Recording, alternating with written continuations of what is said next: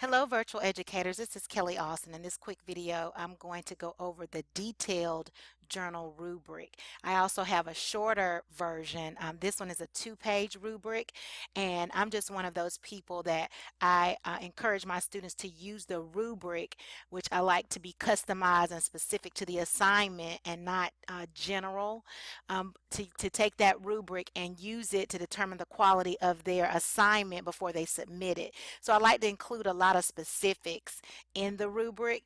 So this one is very detailed. However, if you prefer a more generalized rubric, I have a one-page rubric that you can also use that I will have attached, that you will see here attached in the lesson. So for this rubric, the assignment is worth 10 points, as you can see right here. So masterful, skill, developing a novice are the categories by which they are judged or assessed. So for content, it says the student completes all the requested information in the header, defines selected terms, provides an example of selected terms, accurately states the main message in 1 to 3 sentences, identifies the major themes or topics, subtopics via full sentence outline. So these are all the things that they're asked to do on that study template. And so these specific this specific criteria, we're getting tongue twisted, allows you to be able to give them feedback about what it is that they are not doing. And so this is really critical at the beginning of this assignment when they start submitting the journal. The first 3 or 4 times, you want to be very detailed in your feedback to them. Now after that, I kind of glimpse over these things and I'm able to grade it a lot easier because by that time they've mastered it, or either it's a good journal entry or it's not.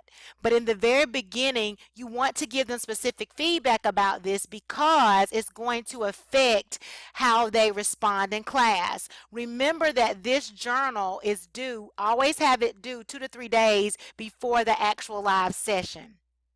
So if you want to choose Sunday nights, that would be great. I know that my students, when I allow them to give, they have an assignment at the end where they have to basically list the student learning outcomes and share the assignments or learning experiences that they had that related to that outcome. And at the end, they get to tell me what they would change about the course if they could. And overwhelmingly this past semester, there were like half the class said that they would prefer that the journal be due on Sunday night as opposed to Saturday night. And that is true as it relates to research about distance learning. That Sunday, a lot of students do a lot of their work or prepare for the week on Sunday night. The reason I didn't have it due on Sunday was because I wanted them to be done with that particular article or chapter on Saturday and start Sunday with the next article. But since they have been requesting it, they did that last spring as well. Sunday kept coming up that I'm going to change it to Sunday.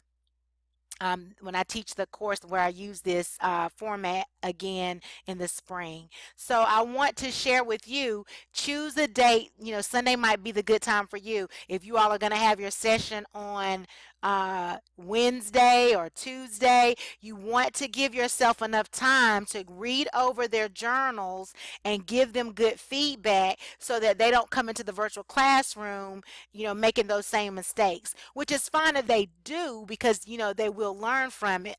But you can nip that in the bud by giving them feedback on their journals. All right, connections to other works. The student skillfully explains how the article or chapter relates to other content. Includes specifics about the other sources such as the title, author, school, course title, workshop title. Shares the context in which he or she was exposed to this material. For example, it was required reading in a course, material provided by a professional organization or association, material provided in a workshop or work-related environment. Now, I'm very detailed here because I'm trying to trigger within them, when they look at this rubric, it will trigger within them the various ways that they can make connections.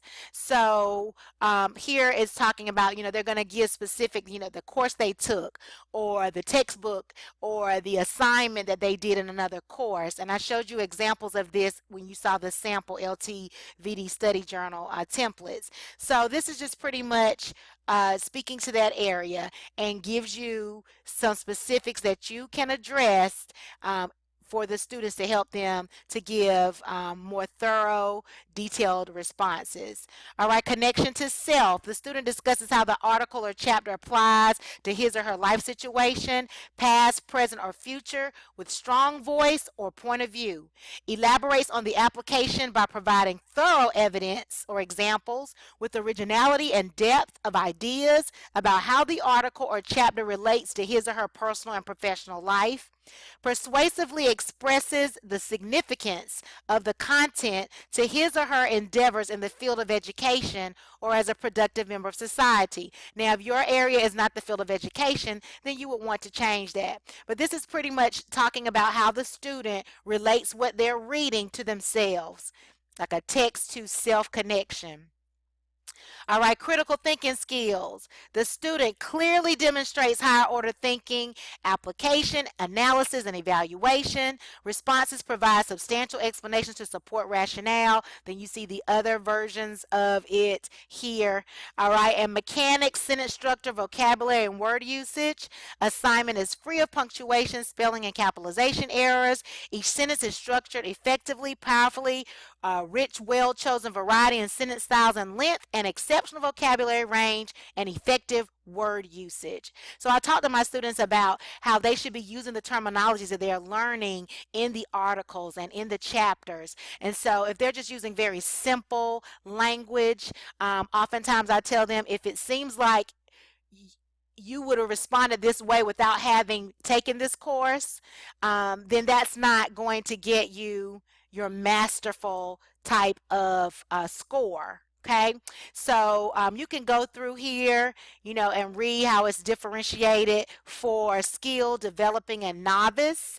And I hope that this is helpful to you as you assess students' journal entries. And I will see you in the next video.